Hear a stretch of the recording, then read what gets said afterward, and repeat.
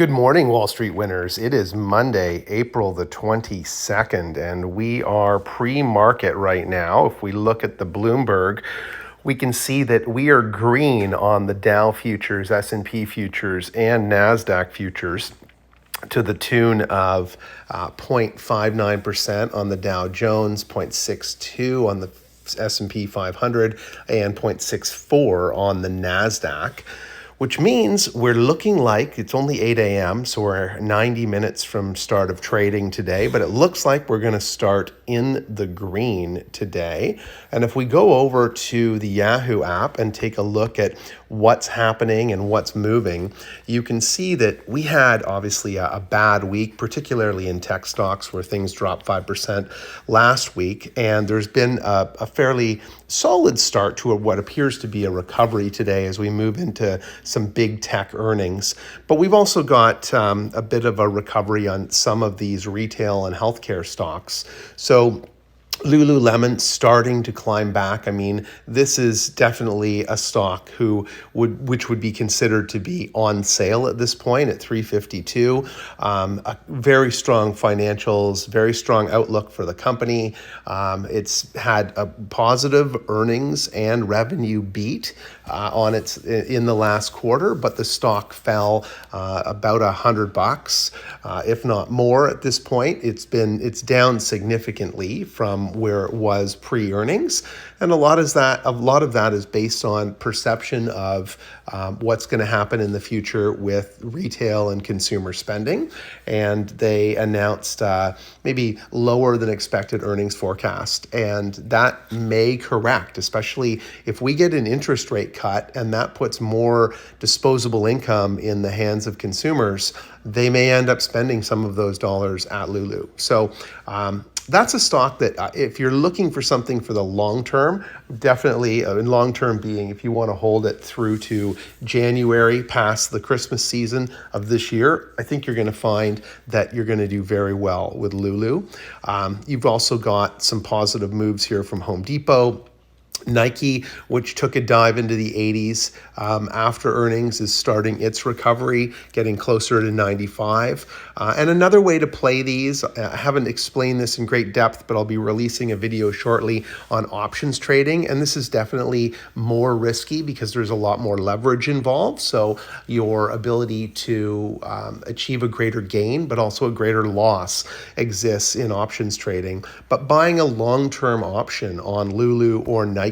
So I bought a long-term option after earnings on Nike to be able to buy it. So it's a call option at $95 out in March of 2025. And it's in the money 24, 26%, somewhere in that range right now, about a month into that option, because Nike has been climbing back. Now, there is the risk that with earnings coming this quarter, and Nike reports, if we look at the earnings date here at the end of June, beginning of July, there is a risk that if earnings come in below expectations, that stock drops and my option drops. So there's maybe a possibility of exiting that option pre-earnings release, or if I feel earnings are going to be good, continue to hold that and continue to watch that move upward. You've got Humana reporting this week. So this is a stock that took a big hit earlier in the quarter, in the first quarter with earnings. It reports in 2 days. I think that we're in for some better news there. I don't think we're going to see a huge growth spike or anything, but I think we'll get some better news, and we'll see what, again, their now remaining future of the year looks like from their forecasts. Oil looks like it's set for a rebound today. So although some of these are in the red, some are also in the green. We've got crude that has been negative, climbing back. It's only down 8 cents. If crude continues to move upwards, I think we're going to see some of these stocks move into the green. And we have Helmerich and Payne reporting this week in 3 days, so that'll be one to watch to see for earnings. We also have Halliburton reporting this week, so that'll be another one to keep an eye on and take a look at. The price earnings on these are in a relatively decent range at just about 13.5 there, 13 1/3 times earnings, and we'll be keeping our eye on oil this week for the release of those. Now we get into technology. Now there's a lot of rebound that appears to be happening pre-market. So CRM, Salesforce, is up almost $9 pre-market. It's a steal of a deal. They do not report earnings this week. Their earnings are due out at the end of the month, beginning of June. So end of May, beginning of June, not April.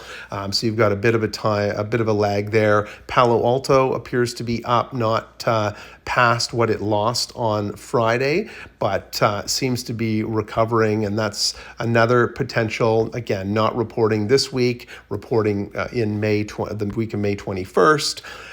And then as we move down, we have Microsoft, which is reporting this week, a steal at $3.99. We're expecting very good earnings to come out in 3 days from Microsoft, probably get up past the 420 range at some point in the next week or two with good earnings. ARM is well off where it was in the 130s, down at 87. So if you do believe in the NVIDIA and ARM story, the ARM design is in most of the chips that is out there today, and there's a lot of potential in this. I mean, this was trading almost, a little less than this, but around this level pre-Q1 earnings, and then spiked up and doubled to 130, 135, maybe even 140, up into that range after the positive earnings and people jumping onto that. So I think there's a lot of potential upside in that. You've got AMD not recovering a ton, but definitely in the green. And then as we scroll down, IBM reports this week, so 2 days out. We're going to see some reports there. This stock has been in the high 190s this year and down into the low 140s. So you've got some potential there for movement, and with their Watson and their AI tie-ins, there's an interesting story and compelling story there. Amazon reports this week as well, 3 days from now. It should hit the mid 180s, if not a little bit higher, after they report. And then we've got Meta. Meta's coming out. This is a steal in the 480s today. If you can pick some of this up pre-earnings, they're going to announce in 2 days on Wednesday. Netflix has reported last week, and then NVIDIA not until May, but it looks like it's recovering slightly. I mean, it lost a significant amount, $85 ballpark on Friday. This has got to recover into the 800s and continue to move north into the 900s and then up into the thousands. So we'll be keeping an eye on what that does today.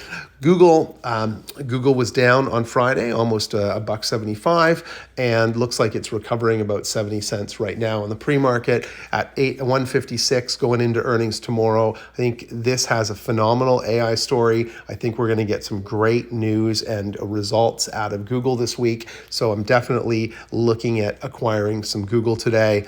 And then as we move down into banking, a lot of the big names have reported, but we still have some of the smaller ones to report. And as we come into this week, Visa is on the radar here. So Visa, if we look at the 6 month, it's peaked up to 290. It's now down into the 269, 270 range. I think we're going to see great results tomorrow from Visa because we had tomorrow from Visa because we had great results from American Express. So usually those go together, and that would tie in with MasterCard as well, which isn't a stock we follow, a great company nevertheless. But not one in my list here. So that's where we are today. Be cautious out of the gate when the market opens, because things have, all last week, things have been green out of the gate. And then as we enter and progress through the day, things have started to trickle down and they closed in the red. So be cautious about that and pick your entry points and your exit points and plan for the downside. If you get into a purchase or into a position and it starts to move negative, you can use a stop loss to get out of that and manage your risk, but you can also buy on a dip if you think that's going to come back up. So time your purchases, be selective, and be cautious out there.